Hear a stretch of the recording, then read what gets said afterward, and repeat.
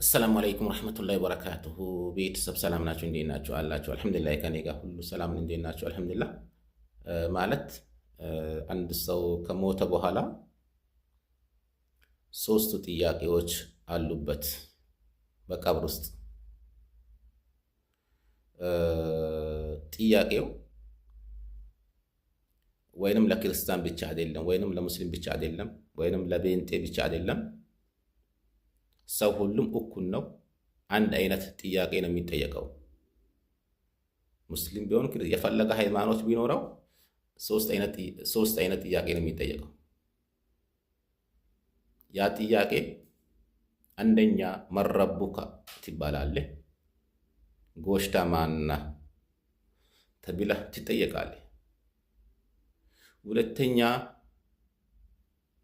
ወማ ዲኑከ ትባላለህ፣ ዲንህ ምንድነው ተብለህ ትጠየቃለህ። ሶስተኛ ወማ ነቢዩከ ትባላለህ፣ ነቢያችን ሰለላሁ ዐለይሂ ወሰለም ብለህ ከመለስከ አላህ ነጃ ያወጣሃል። ላኪን ያ ጥያቄዎች በቀብር ውስጥ ለማንኛውም ሰው ማይቀር ነገር ናቸው፣ ይጠየቃል።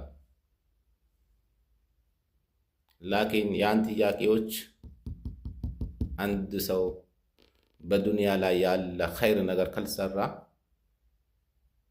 ያ ጥያቄዎችን ችሎ አይመልስም። ምክንያቱም በዱንያ ላይ ያለ ኸይር ነገር ጥሩ ነገር አልሰራም። ምክንያቱም አንድ ሰው በዱንያ ላይ ያለ ኸይር ነገር ከሰራ ጥሩ ነገር ከሰራ አላህ ጋር ያደርግለታል፣ ይመልሳል፣ ያው ነጃ ይወጣል። አንድ ሰው ከሞተ በኋላ ሀብት አይጠየቁም፣ ህንፃ አይጠየቁም፣ መኪና አለህ ወይ ቢሎ አይጠየቁም፣ ልጆች አሉ ሆይ ቢሎ አይጠየቁም።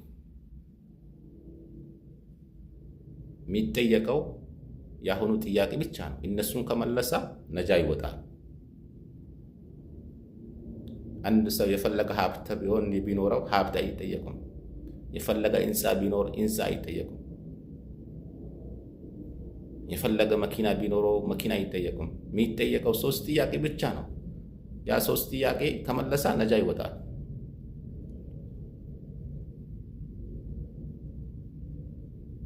መንግስት ቢሆን ምን ቢሆን ያ ሶስት ጥያቄዎች ማይቀር ነገር ናቸው። ላኪን እኛ አሁን ያ ኸይር ስራ ሰርተነዋል፣ እኛ ሰርተነዋል፣ አልሰራነው።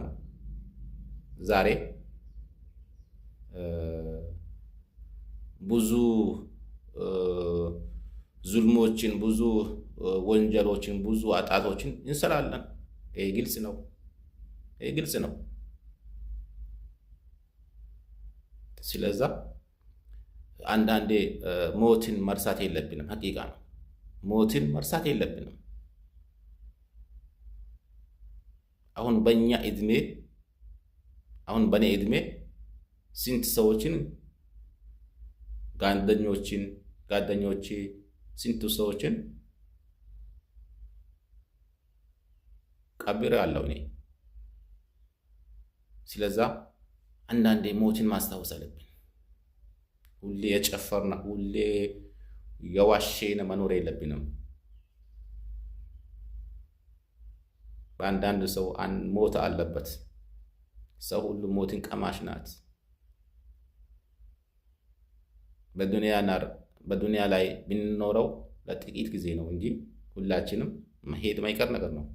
ምክንያቱም አላህ ኸይር ነገር ይወፍቀን፣ ኸይር ነገር የሚንሰራ ሰው አላህ ያርገን። ሐቂቃ ነው። በጣም ያሳዝናል። ዱንያ ላይ ለምን መጣው ቢለን የምንጸጸት ሆኛለሁ እኔ። ምክንያቱም ጥሩ ነገር አልሰራሁም፣ ኸይር ነገር አልሰራሁም። ኸይር ነገር ካልሰራው ወደ ኢሳት መግባት የማይቀር ነገር ነው። ማንም ሰው ኸይር ነገር ካልሰራ መጥፎ ነገር ከሰራ ወደ እሳት ማግባት አይቀርለትም። ስለዛ አንዳንዴ ሞትን ማስታወስ አለብን፣ ሞትን መርሳት የለብንም ለማለት ነው። ሰላማችሁ ብዝት ትበልልኝ። ወሰላሙ አለይኩም ወረሕመቱላሂ ወበረካቱ። ዩቱብ የገብታችሁ ሰብስክራይብ አድርጉ።